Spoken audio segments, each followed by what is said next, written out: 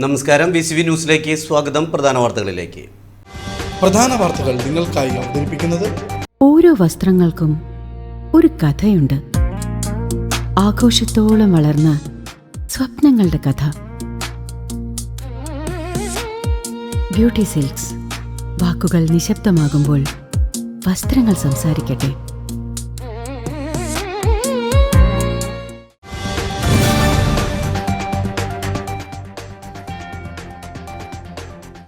വാൽപ്പാറയിലുണ്ടായ ദാരുണമായ വാഹനാപകടത്തിൽ മരിച്ച 9 പേർക്കും കണ്ണീരോടെ നാട് വിട നൽകി.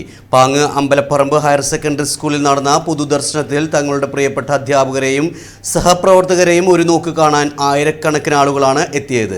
മലപ്പുറം പാങ്ങ് സ്വദേശികളായ അധ്യാപകരും ജീവനക്കാരും ഉൾപ്പെട്ട സംഘം സഞ്ചരിച്ച ട്രാവലർ കൊക്കയിലേക്ക് മറിഞ്ഞായിരുന്നു അപകടം സംഭവിച്ചത്.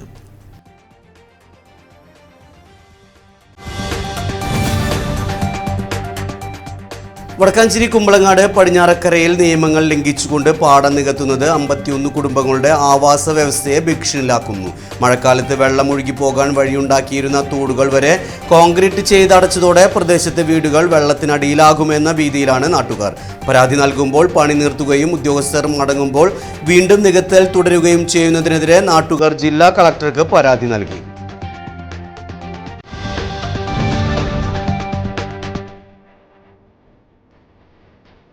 എരുമപ്പെട്ടി നെല്ലുവായി സെൻട്രൽ വിദ്യാർത്ഥികളുമായി പോകുകയായിരുന്ന സ്വകാര്യ കോളേജ് ബസ് നിയന്ത്രണം നഷ്ടപ്പെട്ട് കാറിലും മറ്റൊരു ബസ്സിലും ഇടിച്ചു.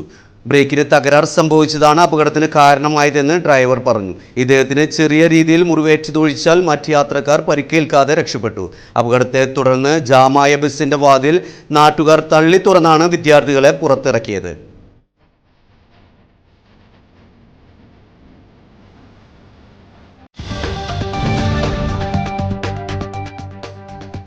ഷൊർണൂർ ഭാരതപ്പുഴ പുനരുജ്ജീവന പദ്ധതിയുടെ ഭാഗമായുള്ള പുഴയോര സംരക്ഷണ ഭിത്തിയുടെ നിർമ്മാണം അവസാന ഘട്ടത്തിലേക്ക് കടക്കുന്നു.